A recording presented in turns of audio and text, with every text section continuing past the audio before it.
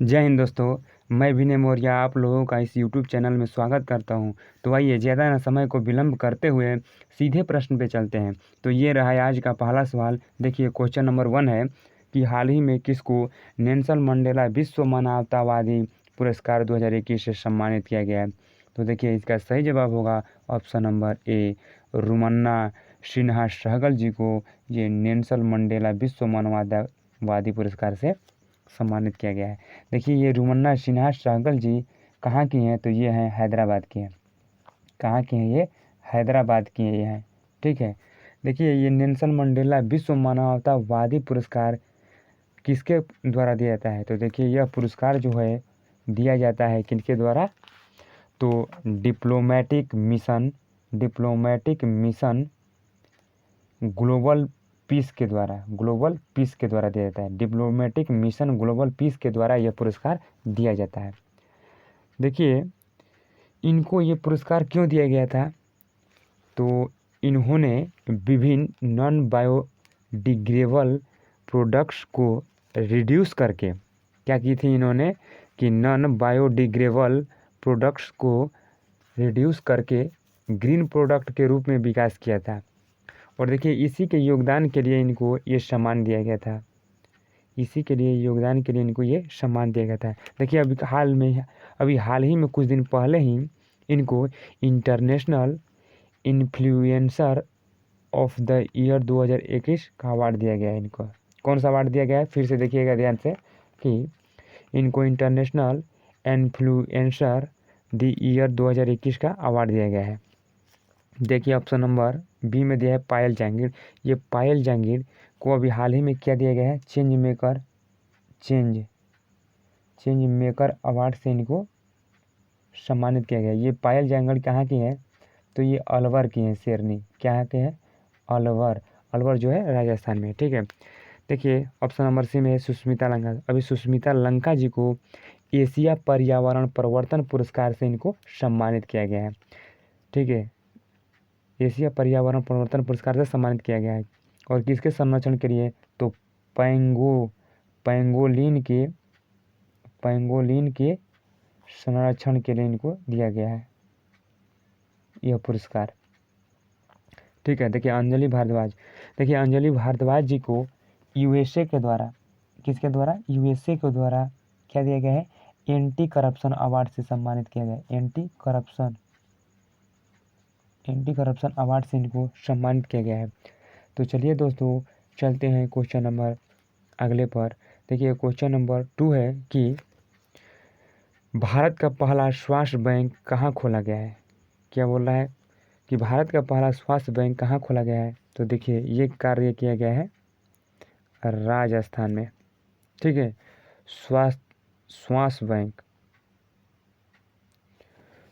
Bank देखिए इस स्वास्थ्य बैंक का काम क्या होगा, आखिर जो स्वास्थ्य बैंक खोला गया इस स्वास्थ्य बैंक का काम क्या होगा, तो देखिए लोगों को ऑक्सीजन की आपूर्ति करवाना। क्या? लोगों को ऑक्सीजन की आपूर्ति करवाना इसका कार्य होगा। ठीक है। ये कोविड-19 के दौरान ब्लड एवं प्लाज्मा डोनेट करने वाले लोगों को यह बैंक स्वास्थ्य उपलब्ध कराने में यह महत्वपूर्ण भूमिका निभाएगा। ठीक है।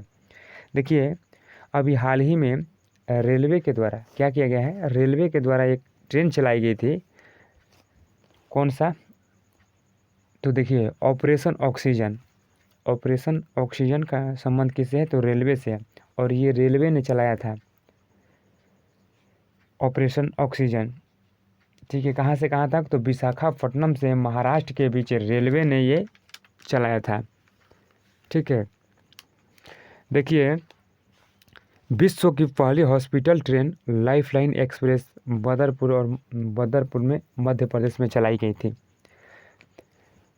देखिए अभी हाल ही में हमारे भारत सरकार ने जो है 18 वर्ष से ऊपर के सभी नागरिकों को क्या करना है, तो टीका करने की मंजूरी दे दी है। कब से ये मंजूरी दी है, तो देखिए ये जब 18 वर्ष से अधिक उम्र के देखिए युवकों को कब से लगेगा टीका, तो 1 मई 2021 से ये स्टार्ट हो जाएगा। देखिए और देखिए कोरोना वैक्सीनेशन की शुरुआत कब हुई थी भारत में, तो देखिए इसकी शुरुआत हुई थी भारत में आपके 16 जनवरी 2021 से इसकी वैक्सीन की शुरुआत हुई थी, वैक्सीनेशन की पूरे भारत में। ठीक है, तो चलिए दोस्तों चलते हैं क्वेश्चन नंबर, देखिए अगले पर थर्ड है कि हाल ही में चीन देश के साथ हुए बेल्ट एंड रोड इनिशिएटिव समझौतों को किस देश ने रद्द कर दिया है। तो देखिए ये रद्द किया है आपका ऑस्ट्रेलिया ने रद्द कर दिया है बेल्ट एंड रोड इनिशिएटिव समझौते को। ऑस्ट्रेलिया ने क्या किया है, तो ये रद्द कर दिया है। देखिए बेल्ट एंड इनिशिएटिव समझौता ये कब हुआ था, तो ये हुआ था आपका 2018 से 2019 के बीच में हुई थी। और देखिए इस समझौता में 2019 में, ठीक है, देखिए इस समझौता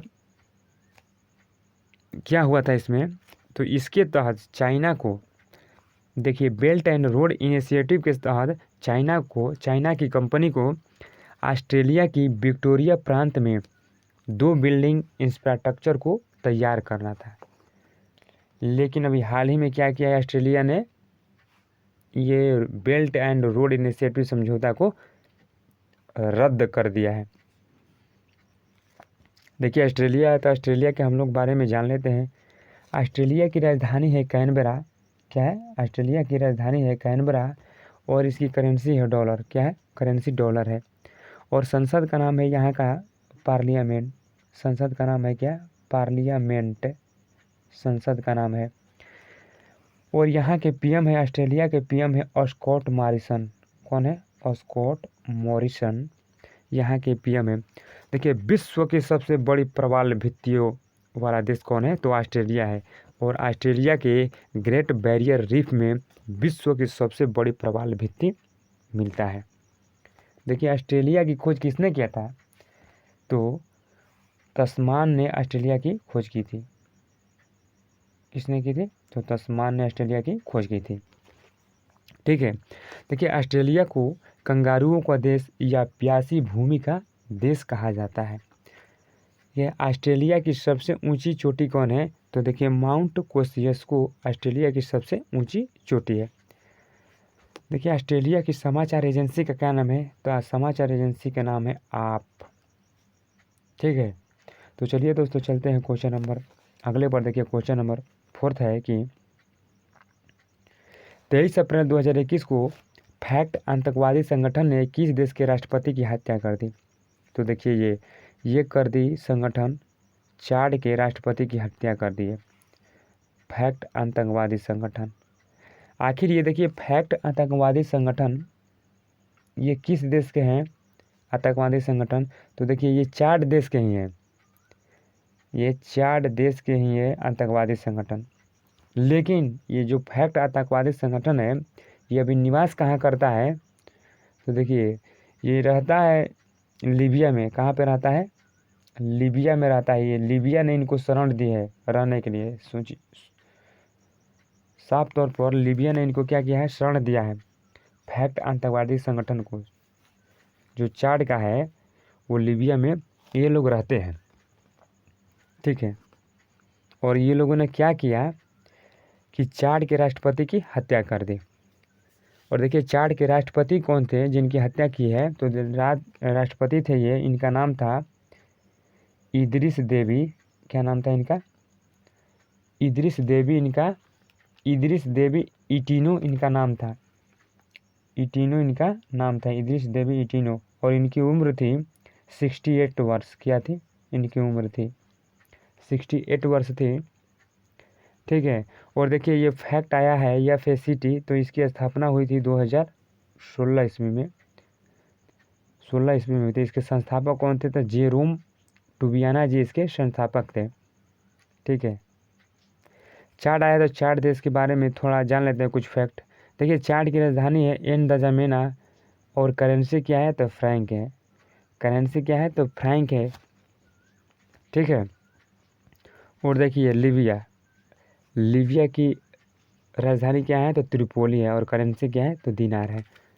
और देखिए दोस्तों लीबिया का अखबार का क्या नाम है, तो डेली सभा। क्या नाम है, डेली सभा लीबिया के अखबार का नाम है। तो चलिए दोस्तों चलते हैं क्वेश्चन नंबर अगले पर 5 है कि हाल ही में गृह मंत्रालय ने आपदा प्रबंधन अधिनियम लागू किया है, यह किस वर्ष अधिनियमित किया गया था? तो देखिए, आपदा प्रबंधन अधिनियम लागू किया है, तो देखिए ये आपदा प्रबंधन अधिनियम ये लागू किया है और यह किस वर्ष अधिनियमित किया गया था? देखिए इसको अधिनियमित किया गया था 2006 में। डिजास्टर मैनेजमेंट एक्ट, आपदा प्रबंधन अधिनियम को इंग्लिश में बोलते हैं डिजास्टर मैनेजमेंट एक्ट। देखिए ये बना था कब? ये बना था आपदा प्रबंधन, ये बना था आपका 2005 में। कितना में बना था? 2005 में बना था। लेकिन इसको लागू कब किया गया? तो इसको लागू किया गया 2006 में। क्या किया गया? तो देखिए लागू किया गया इसको 2006 में। देखिए सॉरी, कल एक मीटिंग हुई थी, जो कल हुई थी ना, कल एक मीटिंग हुई थी। इसमें पीएम ने सभी राज्यों के मुख्यमंत्रियों के साथ बैठकर क्या किया?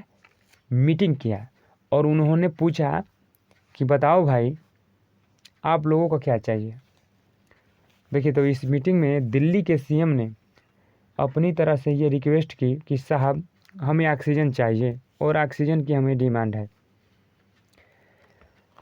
क्योंकि दिल्ली के अंदर 700 टन ऑक्सीजन चाहिए होती है।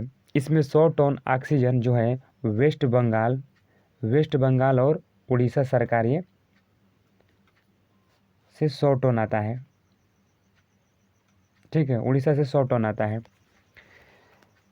लेकिन वहाँ के शासित राज्य पहुँचने नहीं दे रहे हैं। कृपया करके उस गैस को पहुँचाने में मदद कीजिए। ठीक है, कृपया करके इस गैस को पहुँचाने में मदद कीजिए। तो उस समय प्रधानमंत्री ने इंस्टेंट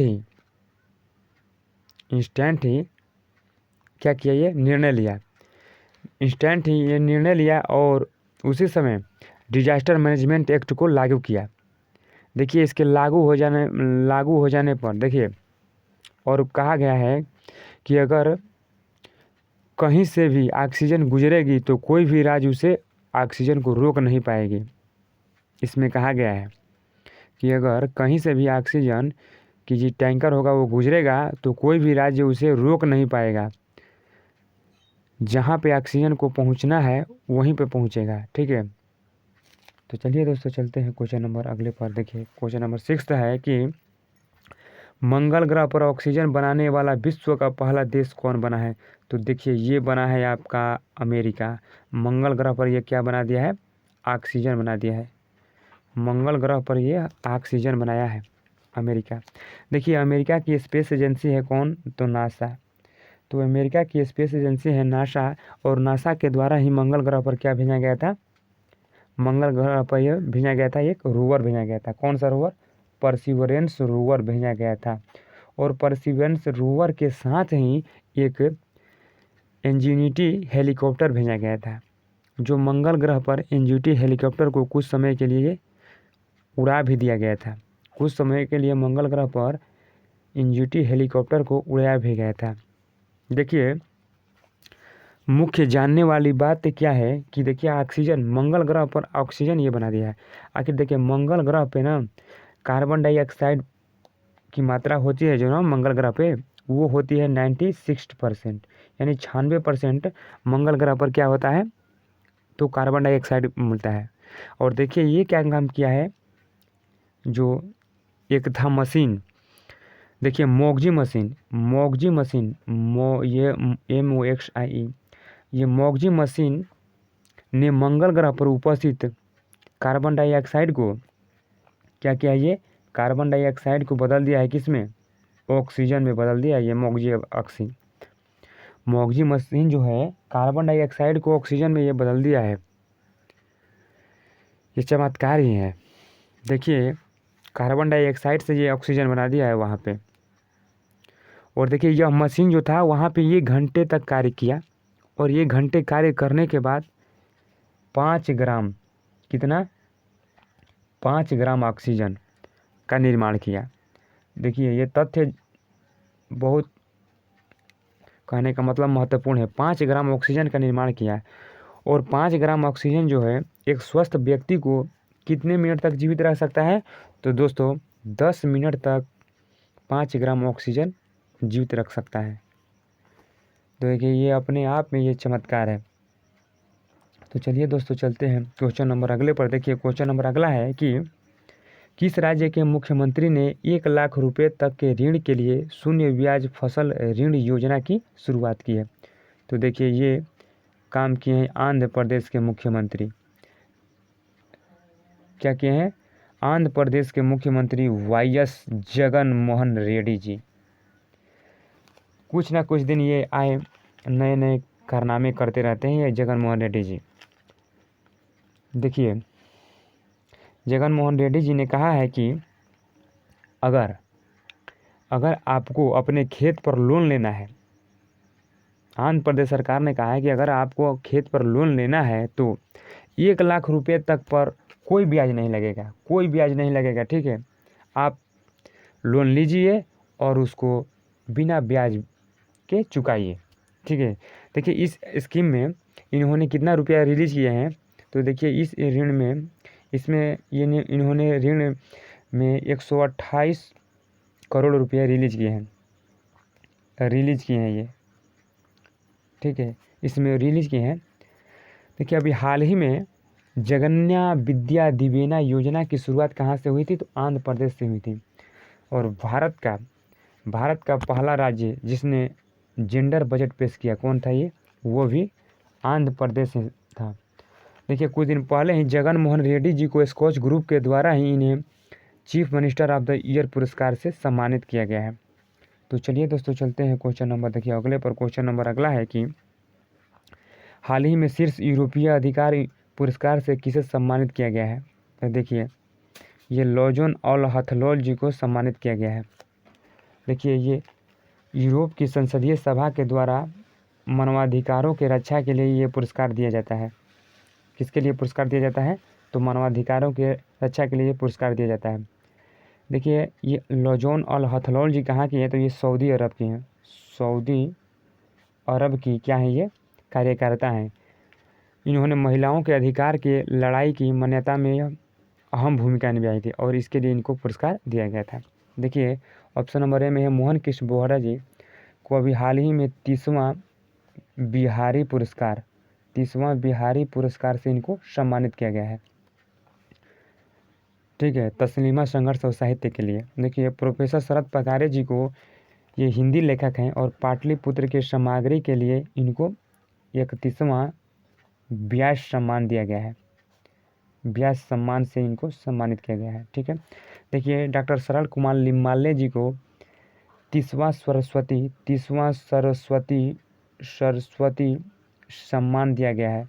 किसके लिए? तो देखिए सनातन, जो मराठी उपन्यास के हैं, सनातन के लिए। तो चलिए जो चलते हैं क्वेश्चन नंबर अगले पर। 9th है कि हाल ही में जारी climate change explained for one and all पुस्तक के लेखक कौन है?